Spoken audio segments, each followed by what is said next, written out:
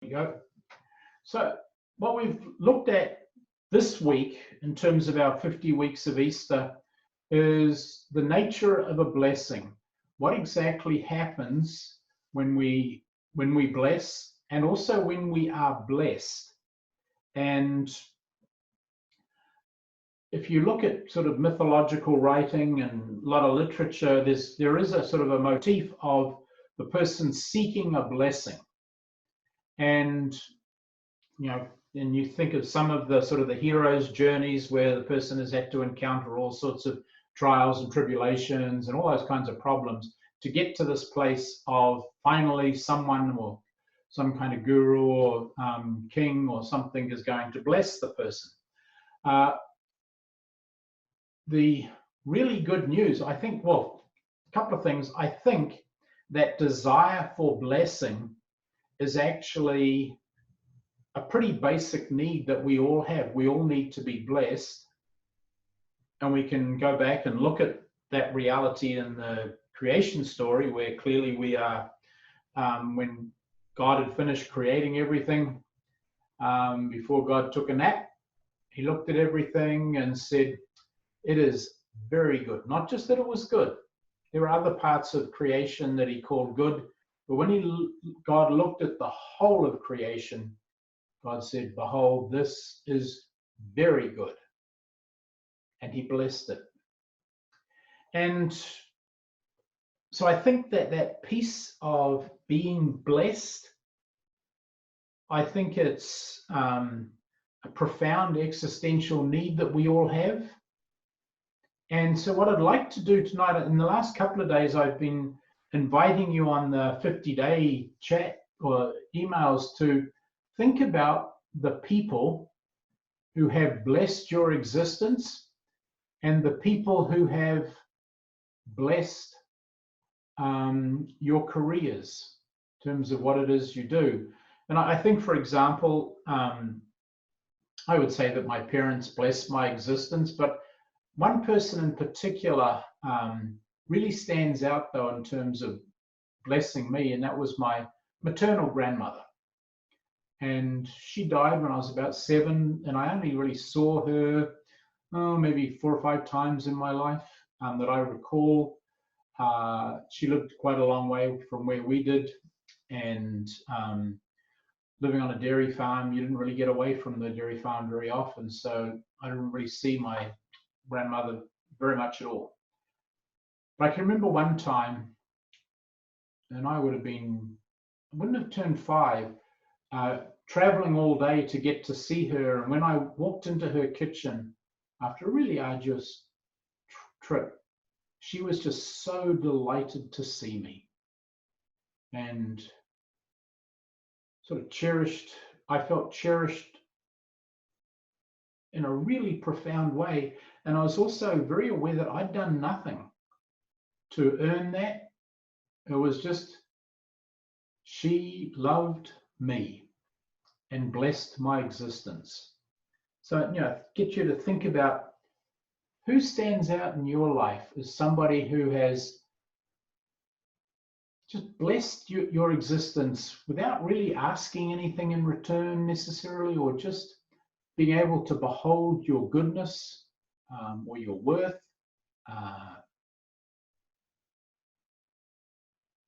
So we've been looking at that. I'm going to come back to that in a minute. When you look at your career, the question is basically the same. Who blessed your career?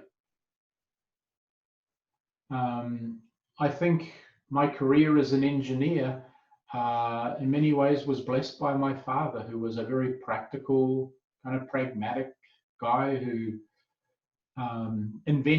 made all the stuff that we used on our farm, and in many ways was kind of ingenious. And that cleverness and clever, kind of smart, I would say sort of undergirds my whole thinking as an engineer. My career as a priest, I would say, was definitely blessed by my uncle, who's a priest, who's now deceased, but he was really my mentor before and after and during my time in seminary. And I was very close to him. So I want you to think of these people who have blessed your career as well. And the big question that I have, and I'm going to write these things up on the whiteboard here, is what did these people who blessed you do? What comes to your mind when you think? Because what we want to do is figure out what is the exact nature of a blessing. So what do these people do? Anyone got any ideas?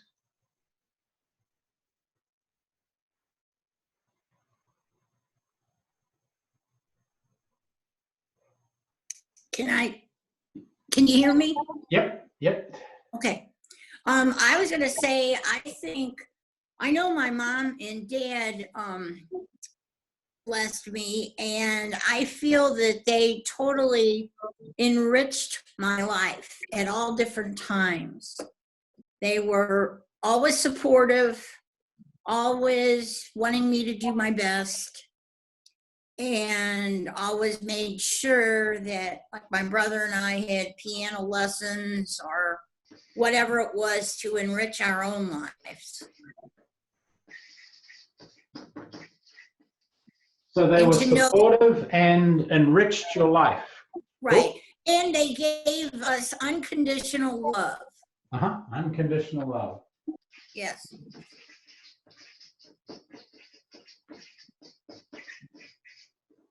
Okay.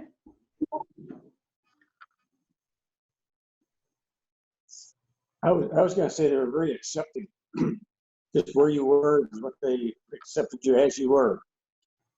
They accepted you as you were.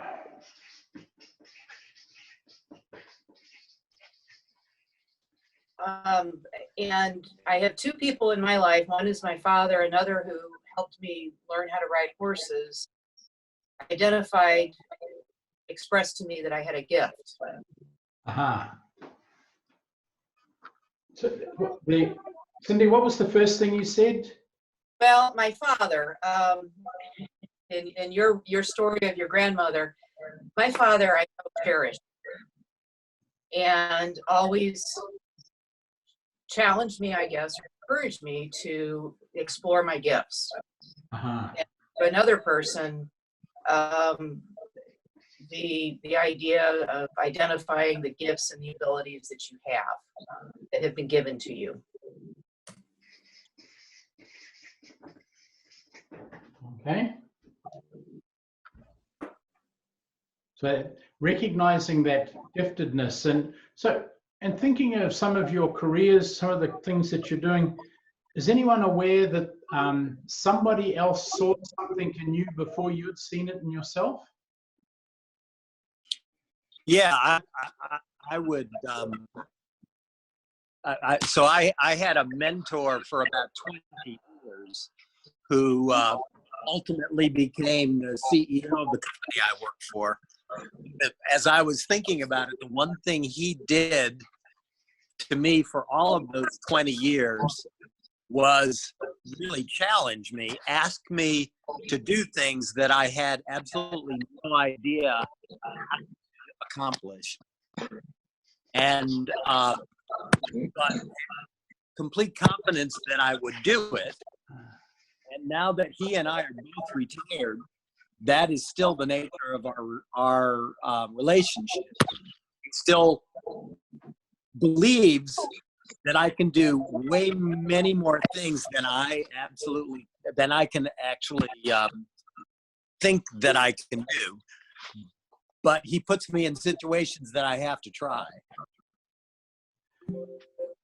So what's cool there is that whole sense of challenge, that these people who have blessed us can see something within us, and it's kind of like they're not willing to necessarily settle for our second best, or they're going to put a challenge that we can rise to. Cool, I like that. Other aspects of blessing.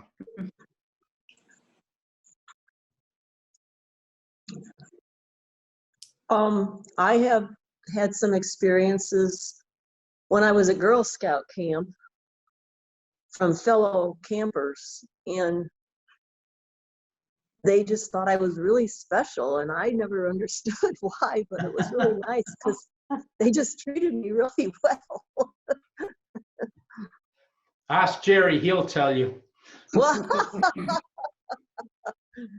I can put me on the spot. I didn't know you then. That sense of feeling special. That, well, and it's, I think that part of that feeling. Sorry, somebody would. Again, Oh, sorry. Ada was asking who was speaking. I was telling her it was Kathy. Sorry. Hi, Ada. Hi, hi. I'm a little under the weather right now. Oh, Not not good.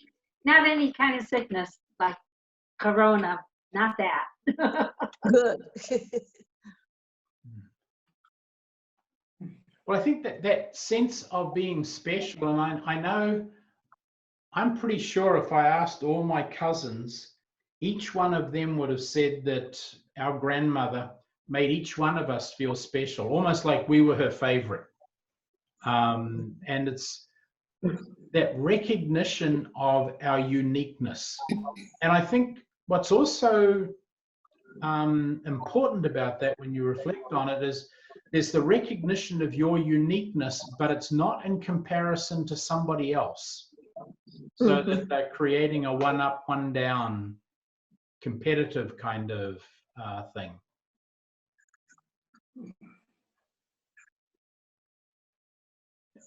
Anything else that comes to your mind when you think of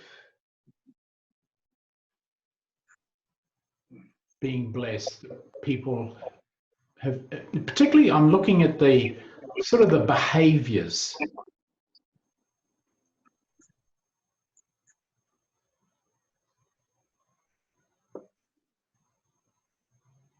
Well, it's not really something that you ask for, or you like to have it, but it's not something you actually have to request.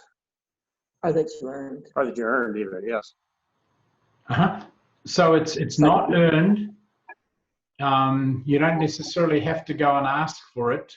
So it's freely given. It's like a gift.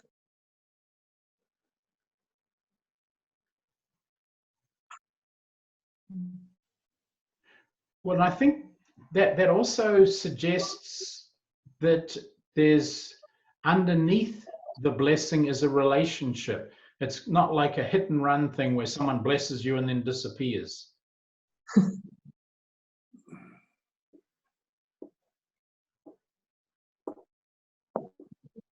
I think there's a interest there too. Like my grandmother, no matter what I would ever make as a child or as a teenager or whatever, would always say, "Oh, that's just so wonderful." And she just made me feel so special no matter what. Even if nobody else liked it, she'd always say, "Well, isn't that nice? That is just beautiful. It's like you are so special." And she was so appreciative. Cool. Actually, that reminds me, this is Dan. My mother's mother told the grandchildren to call her Edna by her first name. And in the 1950s, that was, well, we hadn't known anybody that grandparents that did that in the 1950s. So I think by telling the various grandchildren,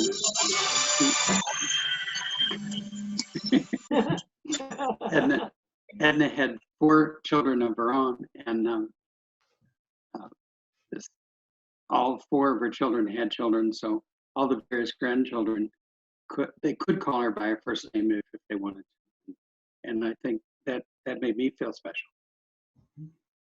Well, what that suggests to me is that in some way what she was doing is giving people access to herself.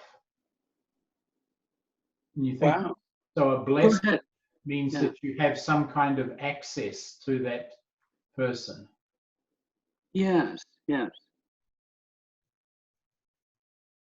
Cool. Any other things you notice about the very nature of a blessing?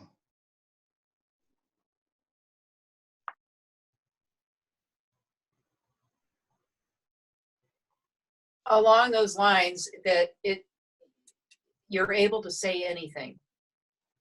You Of can, course. you can make mistakes, you can say anything, you can mess up, but it keep going. So that's that unconditional love. Yeah. Of course. Thanks. I'm gonna quit tonight. We're stopping on a high note. Cool. We're gonna no, turn it off, please.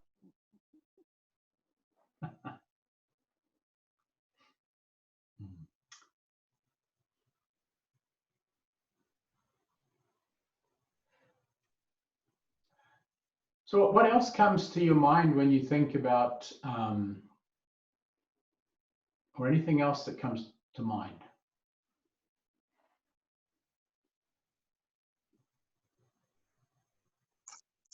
What comes to my mind is that there are people that don't receive a lot of blessings. And I feel that when I work at the court systems Mm-hmm. in detention. Well, I think particularly for, it's really almost heartbreaking when you see little children who are probably more cursed than they are blessed in terms Yes, of existence. yes. But yeah, that is heartbreaking. Now, the other piece of this is that, and I mentioned this in a couple of the emails, that at the heart of a blessing is an affirmation. It's a yes. And when we think about our lives and all the things that we do, there really is no life in anything we say no to. I mean, in some ways, a no, everything just stops at that point. And if you're going to say no to something, and there are lots of things I think we should say no to, that's not all that helpful unless that no is allowing us to engage something more deeply, something else more deeply. And when you are saying no to something, to really take some time to think, okay, so what I'm saying no to this or this request, what is the deeper thing that I am actually honoring? Partly because I think my experience of life is that there are so many things that I could be saying yes to that I'd be flat out exhausted within a couple of days. And I think, though, that we are here on the face of the earth to say yes pretty profoundly to one or two things. And in large part, that's why we're here. Yes, there are all sorts of needs, but what are the needs that seem to be closest to our heart? And like Kathy was saying, it could be a child, also working with children. I know particularly for my wife, Kim, it's wildlife conservation and particularly tigers, that it's almost like she cannot say no to that activity. And I think it's when we find those things that this yes seems to come from way down inside of us, that I think we're getting pretty close to our true vocation, our true calling, why we're here on the face of the earth. So when you think about all these things that people have done to bless you, the other question I have and have been asking is, which ones of them do you do well? and to think of who you bless. And I think of Chris's story about his mentor and how important that is. And you don't need to say anything, Chris, but I'd wonder about who are the people that you have shared that blessing with others, in the sense of who have you mentored, like your mentor mentored you. So yeah, I was actually just thinking about that as well. So one of the challenges my mentor gave me was to build a scholarship program in China, because we needed to figure out a way to interact with the universities there, develop relationships, figure out who we could work with, and then develop professional relationships with them. And we decided the best way to do that was with a scholarship and internship program. So I led the development of an internship program, a scholarship and internship program with 9 different universities in China. And over about 12 years, and actually it's still going, even though I'm retired, and I'm still involved with it. But we've given over 400 scholarships to students in China who are working to develop a career in animal agriculture. And we have hosted about 100 of these students at the headquarters of our research facility here in St. Charles, Missouri,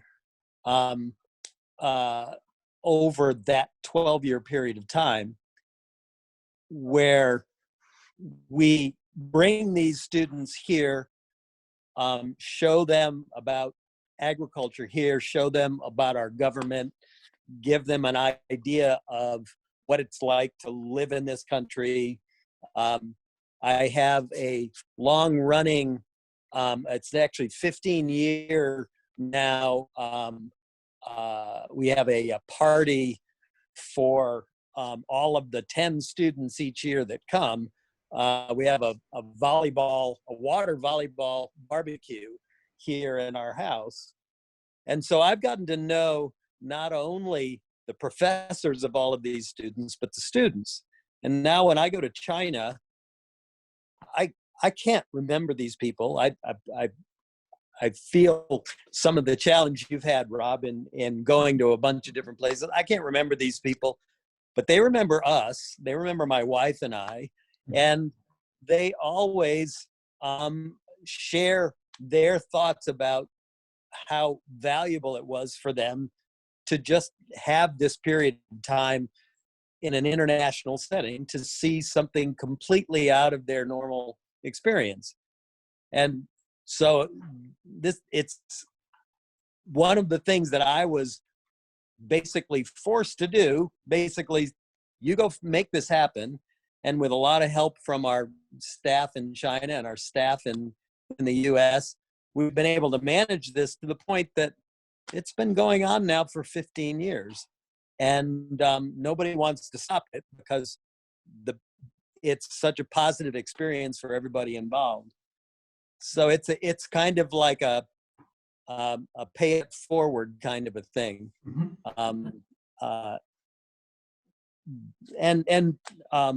And very meaningful too. I enjoy it, and even though I'm retired, I still figure out a way to stay engaged and involved in that program. Well, and I think when I hear that story, Chris, what I'm really struck with is the whole sense of hospitality, and that part of, if you come back to the idea of blessing, that another aspect of it is that it's inherent hospitality, sort of the opening of hearts and minds to the hearts and minds of others. And to do that even in very practical, tangible ways.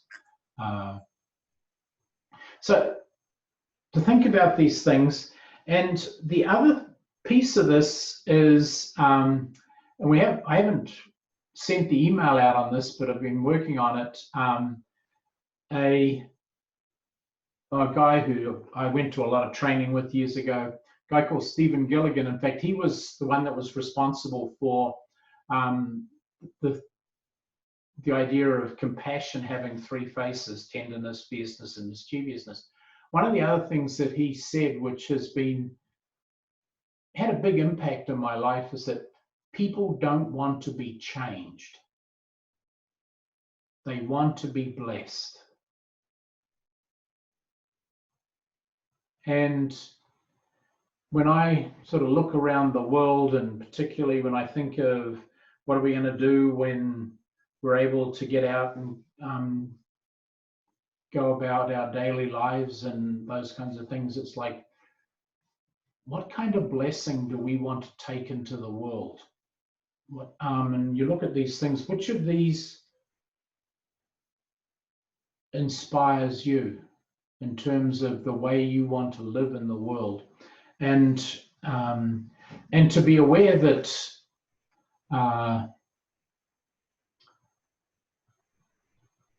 that idea that people don't want to be changed.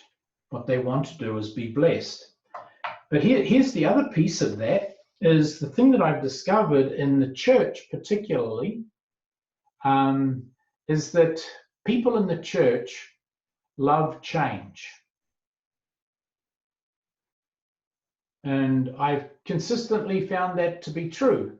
Now, when I say that at clergy gatherings, most of the clergy snigger and sort of laugh and think, this guy doesn't know what the heck he's talking about. But I'm totally and utterly convinced that people in the church love change. And I can remember a lady saying to me, in fact, she was in one parish, and she was the head of our intercessor group, and a very delightful lady, and she's telling me, Rob, people in the church, we really don't like change. And I looked at her as though, this is not making any sense to me at all, because what I know about her is that when I said to her, when Mary Lou's got cancer, I don't think you're praying that her cancer would stay exactly the way it is. I think you're praying for healing, and that's a change. And she kind of looked at me a little bit sort of puzzled, but I was thinking, if you think of, when I think of all the people that say, come to church, and we pray for something, typically we're praying for something to change. So the idea that people in the church don't like change, I think is actually really mistaken awareness. I don't think it's true. What it points to me, though, is that what people in the church really like is to be blessed. We come looking for a blessing. And that's part of it, is to think that, a blessing. A blessing will always be a change. You're in one state or one predicament, and you get blessed, and now you're in a different state or a different predicament. And so a blessing is always about change. But what's the difference between just simply change and a blessing? And here's what I think at its heart is that a blessing always represents an increase in value of something. That it's to take something and enrich it, make it more valuable to you. And people will gladly accept, I think, any change that enriches their life. Conversely, what they really don't like and what they will resist like the plague is being ripped off, which means that they're unable to access the things that they value, or the things that they value have been taken away from them. So when we think about our work, and particularly work in the church, and I know what I would say, and when I work with clergy, for example, I'd say, we need to get out of the change management business and back into the blessing business. We need to ensure that the changes that we are making are increasing the value or making some value more accessible to people. And if you are going to remove something of value, then we need to figure out an alternative strategy to get the deeper value that's there.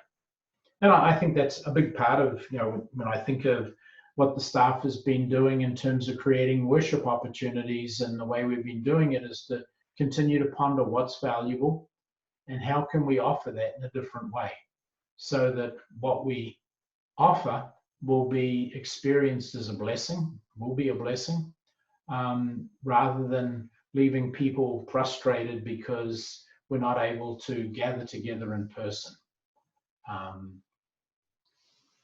That would be the hopeful thing, but also to think about when you want someone to change and they're resisting like the devil, just be aware of, does this person perceive this change as a blessing or a ripoff? Now, I know that, the issue there is it really is a perception of value, because I think, for example, of kids who were almost forced to practice a musical instrument of some sort and really resisted like the plague, having to practice. And yet I know if you ask them now, and I think of people who are talented musicians, while they would have resisted practicing when they were a kid, they're now very grateful. So part of it really is a perception of value. It's not whether or not the value is actually there, but can you see the value in what we're doing? And that's a big part of helping people to experience blessing. And the thing that I'm really interested in at this particular time in our parish life is when we're able to get back into community, what are we going to say yes to? What is going to be the big yes that the parish is going to offer? And that has all sorts of implications. It has an implication for just the ongoing life of the congregation, but it has a huge impact for the search committee, because what we want to do there is to find a new rector who will also be able to say yes at a very profound level to the things that the congregation wants to say yes to. And what is it that the congregation blesses? Rob, Uh-huh. so what about the fact that a congregation isn't monolithic? That there are different interests. There are different, not everyone will perceive a change as a blessing. Some will perceive a particular change as a blessing, but it won't feel like a blessing. Well, yeah, and I mean, I think of the church, some of the things that we've done, when we changed the prayer books, a whole bunch of people didn't experience that as a blessing. And I think in large part because the prayer book is a pretty profound vessel or vehicle almost to access God's presence, God's love, God's grace. And if you disrupt that, I can understand people being really upset. And I think what where it got really problematic is in some congregations where instead of exploring what was valuable and discovering how to encounter that in the new prayer book was just forced on people. And that kind of forcing something on somebody like that, my perspective, is violent. And I don't want to go around violating sort of people's integrity by forcing something on them. Now, I'm aware, though, that there are some times when we can't please everybody. But before we do major change work, I do want to know what is valuable about whatever it is that we're doing. And if we have to stop it, such as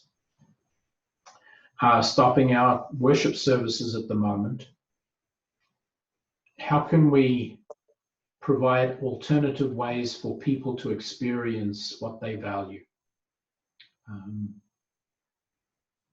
And I think there is the challenge, Kelly, you're right, when you have two people who value very different things. And now, I mean, this is a simple example, and don't push it too far because it's just an example, but I think you could say, well, I tend to like action movies and sort of those kinds of types of movies, and Kim loves sort of more dramatic and the classic chick flick genre. And so it's kind of like, so she values something different than I value, right? So we're going to go to a movie. Well, I'll tell you what we'll do. We've got a perfect solution. Let's compromise. We'll go and see the first half of mine and the last half of hers. No. And it's kind of like, nope, that's not going to work. But then so what you need to do at that point is to step back from, say, going to the movie and say, okay, what's kind of the purpose? What's the goal? And maybe it's to spend some time with each other where we're not having to think about work or whatever's going on. And maybe going out for a nice meal and just relaxing and doing that might be something. So what we've done there is sort of dug down below this difference of value in terms of, say, going to see a different kind of movie, or to what was the hope for outcome of going and seeing that together. Yeah, that's a very simplistic thing, but hopefully you can have a sense of where I'd be going. Yeah, I mean, when you talk about, church people liking change and the example of that we pray for things, and yes, we're always, mostly when we pray, we want something to change, but often, at least like in the area of health, we want things to go back to the way they were. What? We want cancer to go away. But this is really interesting, because going back to the way it was, if you really think about that,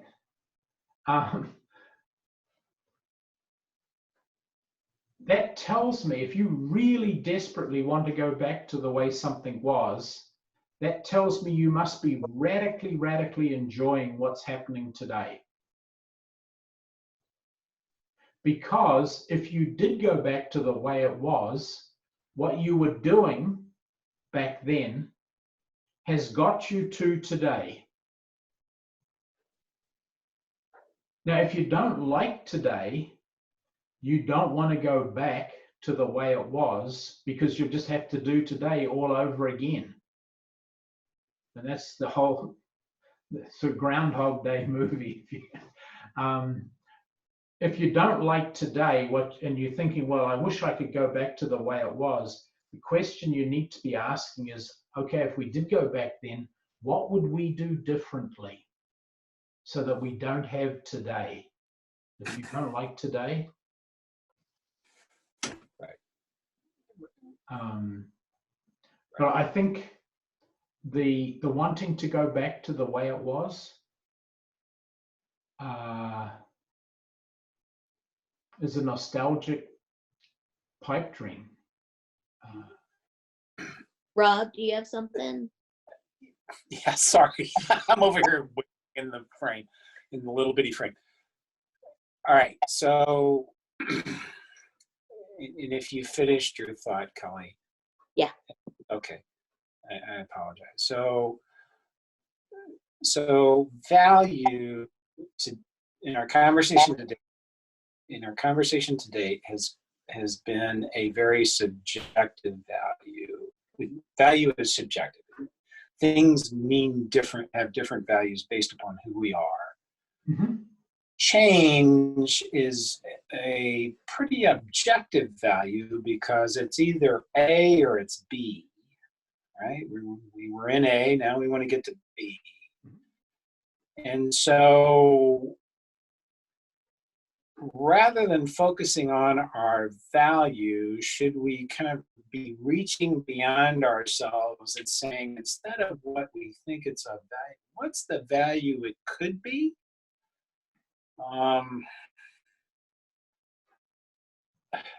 Look beyond ourselves, our circumstances, what it was, and look to what it could be versus, and there's going to be multiple answers out there, potentially. Well, and I think you've raised actually several points, Rob, that we'll get to. One of them, for example, is that a blessing, and if you go back to the idea of a blessing, that any blessing that comes to you at the expense of another is not a blessing, it's theft. Right. And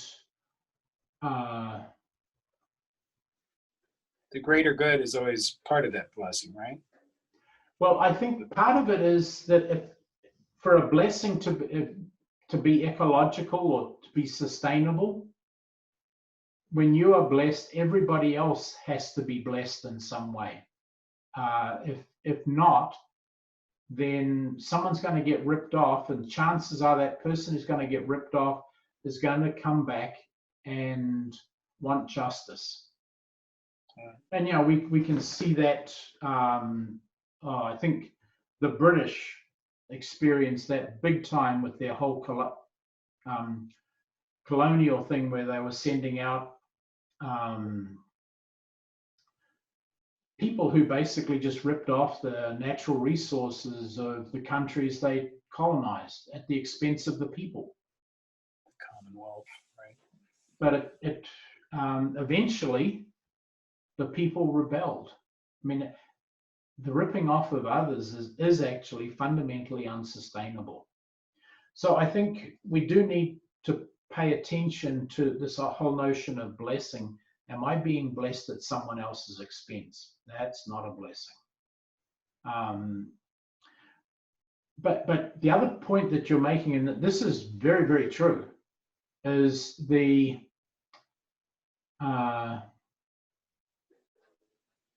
it's never the actual value of something, it is always the perceived value. And what you might think is valuable, I might think, yeah, it's not worth it. I can also think, for example, of, imagine a family deciding, kids are gone, and so they decide to downsize. And so they go and live in a smaller house. You say, well, that obviously can't be a blessing, because they're going from a place of bigger value down to a place of lower value. But what that also gives them, though, is maybe more disposable income, more time, because they're not having to clean and maintain a huge house. It may be a whole lot simpler. So there are other values that are sort of floating around within the value. It's not just one simple thing. There could be a whole range of values, and they often will compete.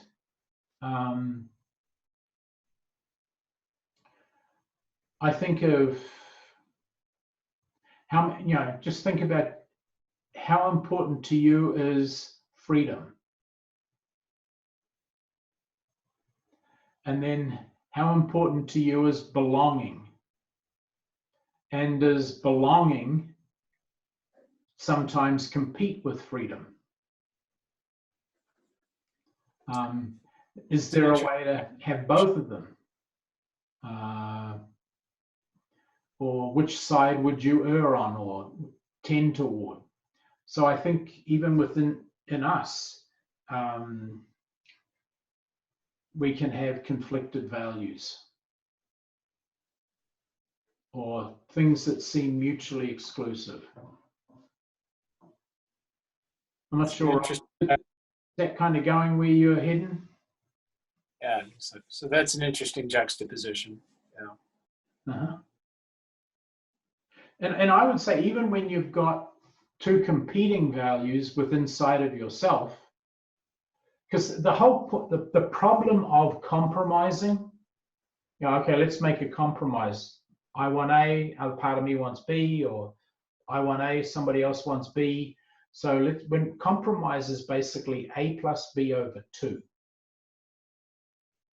And if you consistently compromise yourself, you will feel compromised, particularly when it's on the big values. And I actually don't think compromise is actually a temporary way station.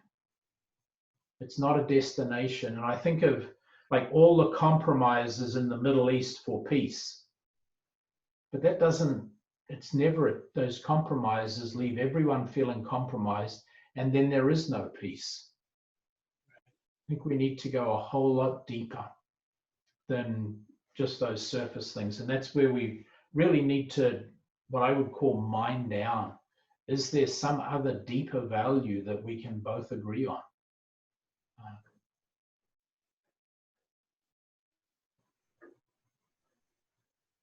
So, Rob, how do we look beyond ourselves in what we value personally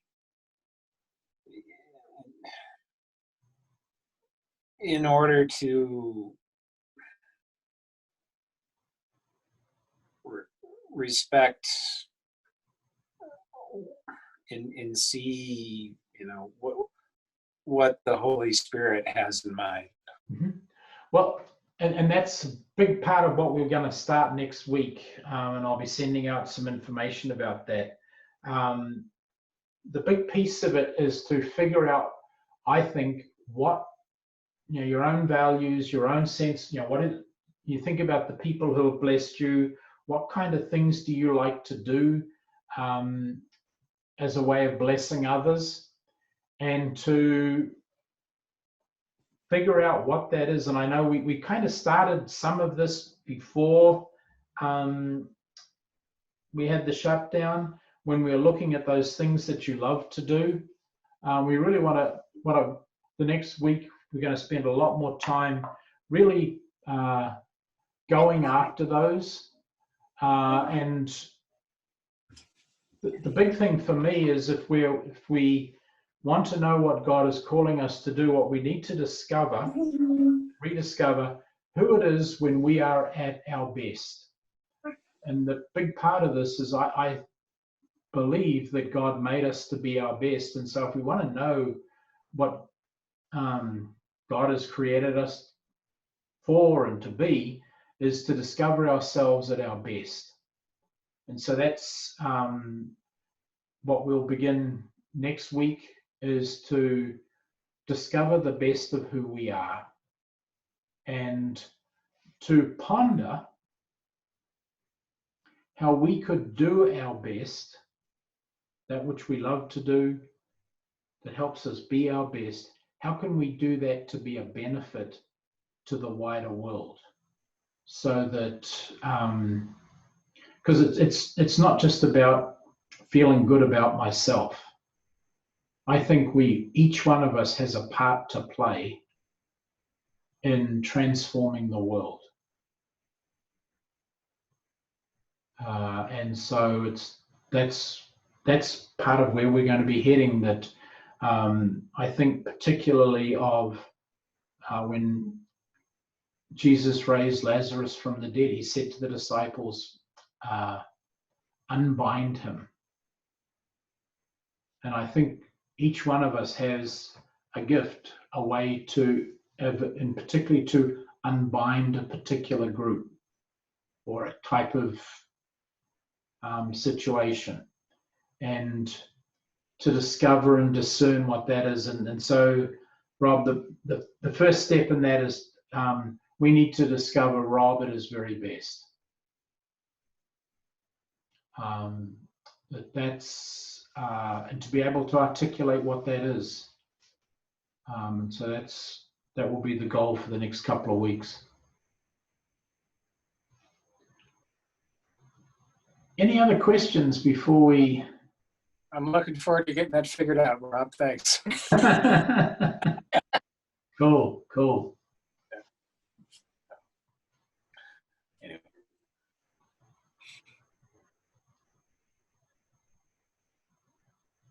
If I may, I this particular time that we are all going through, there is a lot is I knew beforehand was not important, but I now know it is definitely not important. Things that I was interested in are no longer important, and I know that. And what I have had fun in doing is engaging people on my walks, or however, whether it be in the grocery store, and just asking the question, how's your day? And my terminology is, it is the longest snow day we've ever had, but how are we dealing with it, and how is your day? And the conversations have been wonderful.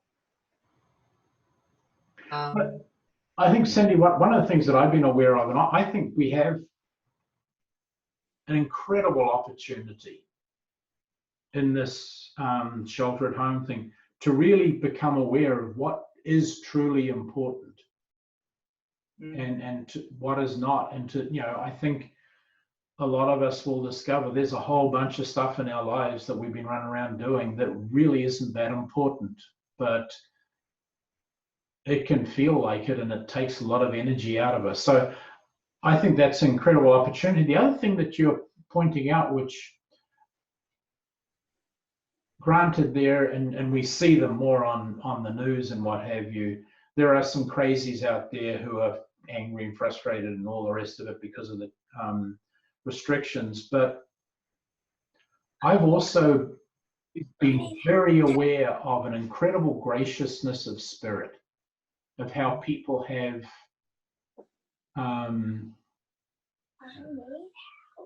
taken to the whole shelter at home by and large. And yes, there's some noise, but I think there's a whole lot of other people who have graciously accepted the restrictions, not just for their own benefit, but for the benefit of the wider community. And I think that I find really heartwarming. And I think of the Queen of England in her speech to the nation that was sort of floating around Facebook a couple of weeks ago. She says, I think we're going to be able to look back on this time with pride and to be proud of the way we responded. And I think she was also calling the people to engage in this in a way that would leave them feeling proud. And I've seen a lot of that. And I find that quite delightful. And hopefully it will continue long after we're able to go about our daily life.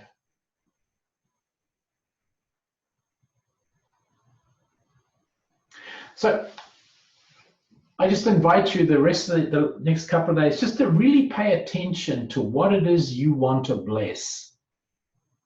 in your families, in the world. And to be aware of those times when you have blessed it. Because here's the other thing that my experience of times when I have really blessed something or somebody, there's a magical moment where it's not that I'm specifically blessing them or they're blessing me, but that somehow together we have it. It's almost like we've become one with all the blessing in the universe. And that's kind of to be pondering what that is for each one of us. And that's, I think, big part of where we will experience new life, this risen life in Christ that the resurrection promises. So I wish you God's blessing coming week, and we'll be in your homes this Sunday. Safe travels, Rob. Hey, thanks, Kelly.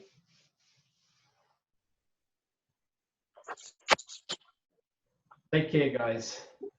Thanks. Good night. Thank you. Take Good care. night.